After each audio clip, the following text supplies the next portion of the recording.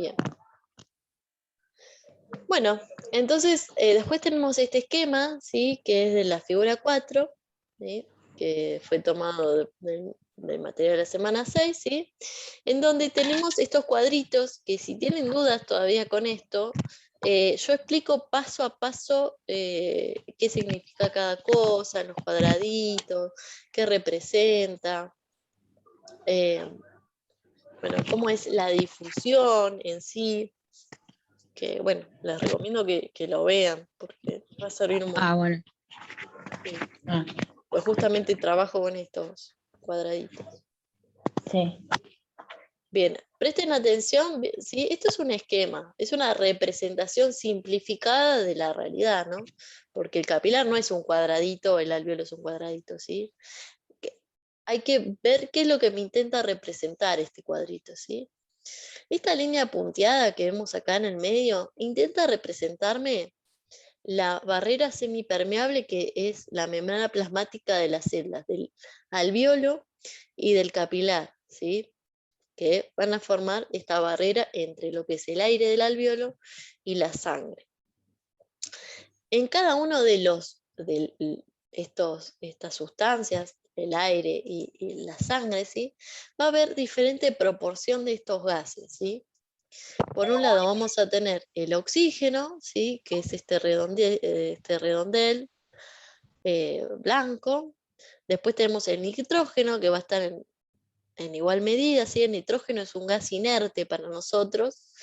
Va a estar porque ahí está presente en el gas atmosférico, es el 75%, 77% del gas total que estamos inmersos, ¿sí?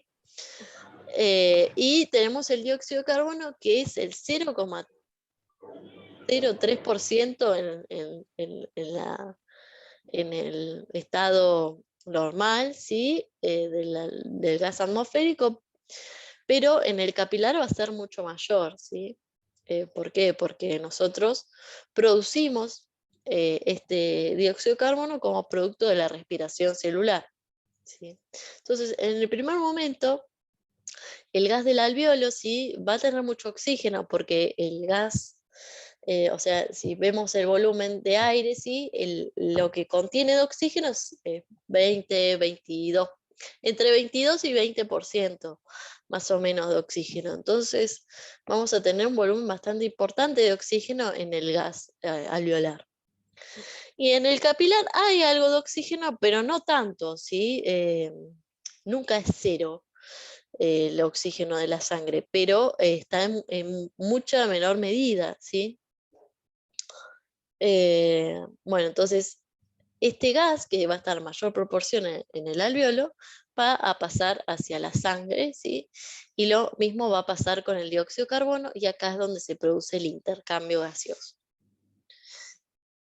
En esta figura, además, se agrega como triangulitos, ¿sí? El hidrógeno, ¿sí? Entonces hay una mayor cantidad de este gas en el capilar que obviamente va a difundir, y eso es lo que va a detectar la máquina, ¿sí?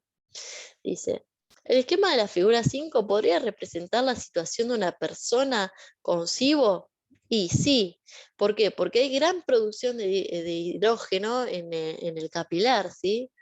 Entonces, eso significa que esa sangre que vino del intestino, ¿sí? Viene cargada con grandes cantidades de hidrógeno, y bueno, ese hidrógeno es producto justamente de estas bacterias sobrecrecidas.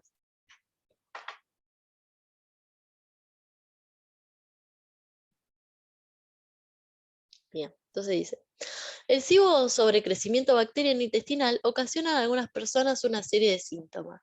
Como mencionamos antes, estas bacterias se ubican en el intestino delgado y obtienen nutrientes de las sustancias presentes en este órgano.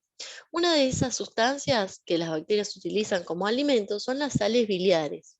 Como consecuencia, uno de los síntomas que aparecen en algunos pacientes con SIBO es la presencia de grasas en la materia fecal.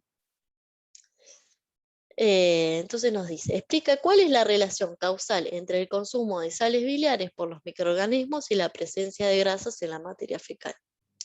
La bilis en sí es una sustancia que produce el hígado que justamente funciona como un detergente, ¿sí? Emulsionando las grasas. ¿Qué quiere decir esto? Bueno, al igual que cuando lavamos los platos, ¿sí? Permite que se unan estas partículas de grasa a una solución acuosa, ¿sí? Y además, bueno, lo divide en partes casi invisibles, ¿sí? Permite que se desagreguen las moléculas de lípido para justamente, eh, para que justamente se puedan desagregar y, bueno, que puedan ser atacadas por enzimas específicas que permiten el desdoblamiento de estas moléculas. O sea, partir, por ejemplo, si es un triglicérido, partir las cadenas de ácidos grasos por un lado y el glicerol por otro. Pero bueno, permite que la acción de otras enzimas digestivas participen en la desagregación de estas moléculas. Entonces, si estas bacterias consumen la bilis, las enzimas esas que degradan los lípidos no van a poder actuar porque no van a tener tanta superficie de acción para poder desagregar a esas partículas de lípidos. Entonces, la cantidad de grasa que va a haber en las heces va a ser mucho, mucho mayor, ¿sí? Va a haber gotones de lípidos porque no fueron digeridos, o sea, nosotros no los pudimos absorber porque nunca se partieron lo suficiente para poder pasar a la sangre. Bueno, entonces acá, ¿sí? La idea era desarrollar, bueno, cuál era la función de la bilis, cuál es la función de la lipasa pancreática, es justamente una de estas enzimas que rompen estas sustancias, ¿sí? Estos lípidos en partes más pequeñas, ¿sí? Que pueden pasar el epitelio intestinal. ¿Sí? Bueno, este pasaje es la absorción en sí, ¿sí? Y bueno, y todo este proceso es parte de la digestión química, porque no hay procesos físicos, sino que hay procesos químicos.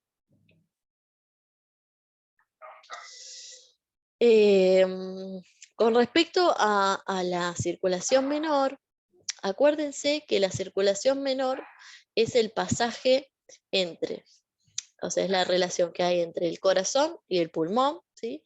Y el corazón, o sea, vamos a tener la salida del ventrículo derecho, ¿sí? Que va a relacionar el corazón con el pulmón, ¿sí? Y después vamos a tener el retorno de la sangre de los pulmones por la aurícula izquierda, ¿sí? Y bueno, eso va a ser el circuito menor. Es menor porque el circuito es muy corto, es del corazón al pulmón. Y después tenemos el circuito mayor, ¿sí? Que arranca en el ventrículo izquierdo, eh, en- con la salida de la sangre de la aorta, ¿sí? Y su retorno a través de las venas cavas inferior y superior, ¿sí? Entonces, hacia lo que es la aurícula derecha. Entonces, principalmente tienen que tener esto en cuenta, ¿sí? Y después acuérdense que siempre pasa lo mismo, ¿sí? Tenemos arteria, arteriola, capilar arterial, capilar venoso, ¿sí? Porque ahí se produce la fusión, ¿sí? Entre la parte arterial y la parte venosa, ¿sí? Y después, bueno, las venas son la sangre que retorna al corazón, así que bueno, vamos a tener capilar, vénula, vena, ¿sí? Entonces ahí tenemos un esquema dentro de todo bastante simple, pero a la vez es algo que les va a permitir posicionarse de una forma mucho más amena a la hora de que surjan estas preguntas. No sé si tienen alguna otra pregunta. No, ya entendí. Pude comprender, digamos, Buenísimo. lo que hice mal. Bien. Siempre traten de ir de lo más simple a lo más complejo. No intenten poner información de más que no sientan que está del todo relacionado. Tengan cuidado con eso. Porque a veces es contraproducente. Porque parece a veces como que no terminaron de entender la pregunta cuando agregan muchas cosas. Es como, bueno, pongo todo esto por las dudas. Entonces, y bueno, ¿entendió la pregunta o no la entendió? Porque yo sí, bueno, es como dudoso a veces. Si le estás preguntando de la circulación menor, ¿por qué te contesta con la circulación mayor también? Entonces, a veces menos es más, así que tengan cuidado con eso también.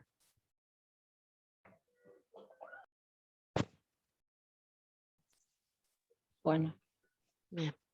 Si no tienen ninguna otra pregunta, lo terminamos acá, si les parece. sí.